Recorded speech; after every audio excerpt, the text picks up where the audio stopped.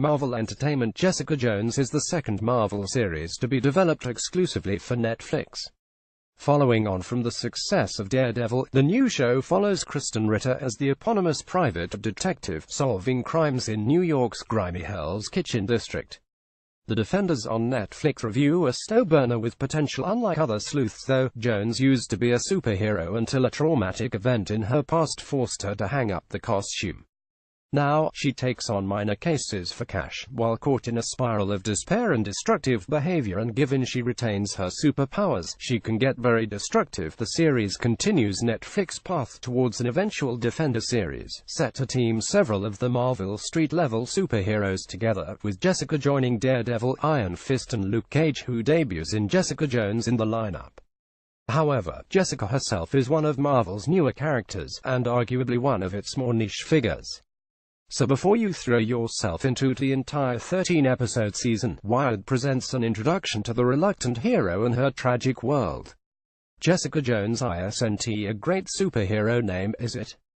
That's because it isn't one. When Jones was actively part of the spandex set, she went by the name Jewel and, later, Nitrous. They were both meant to be lame monikers though, even though she occasionally fought alongside the Avengers' finest. Jessica's whole deal is that she's one of the many super-powered figures in the Marvel Universe that wasn't cut out for the big time. So she's been around the comics for a while then. Depends how you count it. The character first appeared in 2001, in Alias 1. Created by writer Brian Michael Bendis and artist Michael Gaydos, she helped spearheaded a new wave of mature readers' titles Marvel was publishing, the Marvel Max imprint. These comics were not for kids, and to emphasize that, the first line of dialogue in Alias is an F-bomb, and Bendis and Gaydos wanted to position the new hero as someone who'd fallen very far from grace. Marvel characters, and however, they also retconned Jessica into the earliest days of the Marvel Universe. When her origin story was told, it was revealed that she had been a student at Midtown High alongside Peter Parker, and after getting her powers eventually hung out with the likes of Spider-Woman and Carol Danvers back when she was the original Ms. Marvel. Basically, Jones was positioned as someone who had always been on the fringes of Marvel's world but was so inconsequential that readers never saw her. What was her origin? What can she do? Like so many of Marvel's early characters, particularly those created in the 1960s when the effects of radiation were largely unknown and provided writers with plausible-sounding superhero origins, Bendis' flashback origin for Jones had her splashed with irradiated goop as a teenager, the result of a car accident involving a military convoy. And, just like Daredevil, the Hulk, or the Fantastic Four, there was an element of tragedy. Jessica's family were killed in the crash, and she remained comatose for months after. Awakening an orphan, she was eventually adopted before returning to school, shaken by her loss.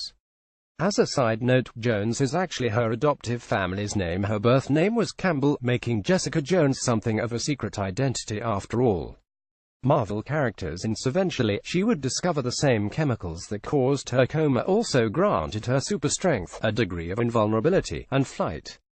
Inspired by Spider-Man, although unaware he was her classmate, she takes on the identity of Jewel and tries using her powers as a costumed adventurer. Sounds like a pretty standard superhero story. What went wrong? Everything. Jessica's first outing saw her defeat the Scorpion by chance, falling on him as she struggled to control her flying powers, a challenge she would never quite master.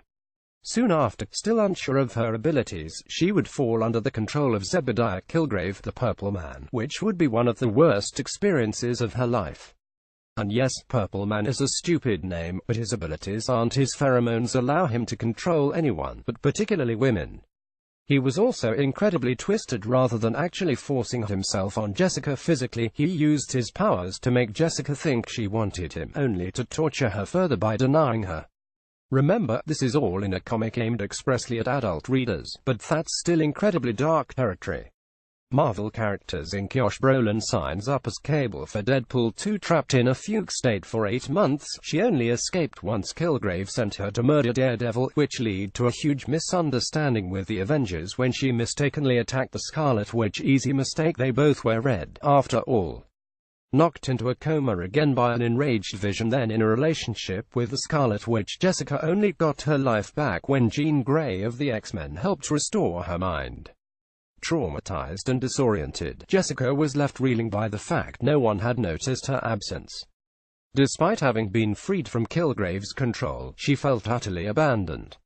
Jessica would try her hand at the hero game once more, adopting the nitrous identity Bendis take on the grim and gritty superhero craze of the 80s and 90s before giving up entirely and becoming a private detective. Bleak. Things must have gotten better though, right?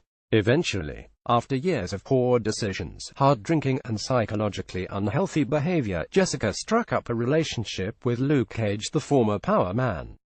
What started as a memorable one-night stand eventually blossomed into one of Marvel's most enduring romances.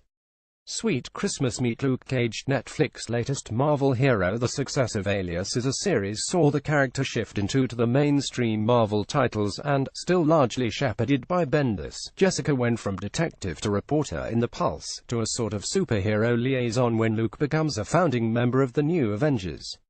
They also have a baby together, Danielle Cage, and get married in that order.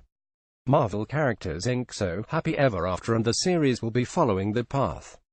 Not exactly. Expect some changes along the way. The Netflix Marvel series are set in the same continuity as the movies and the Agents of S.H.I.E.L.D. series, so that means any connections Jessica had with the X-Men or Fantastic Four to be ignored or changed entirely, as the movie rights to those characters are held by Fox.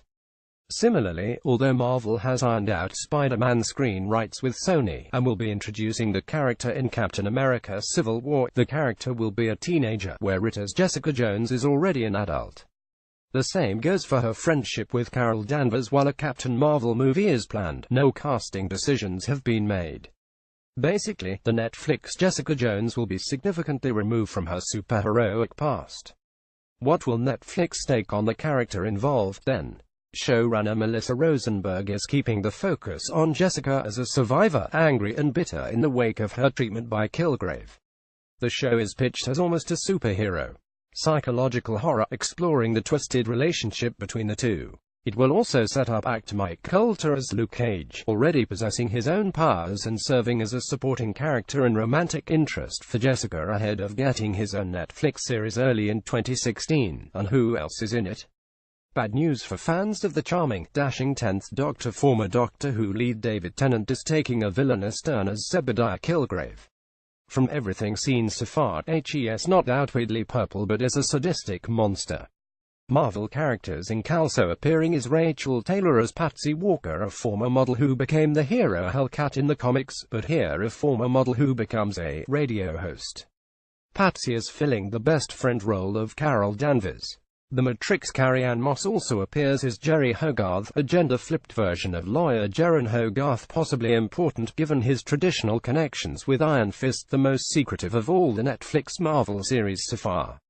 Sounds good. And the entire season is up now. Yep, like most of Netflix original productions, the complete 13-episode season is available now. It's also available in 4K, if you have the kit for it.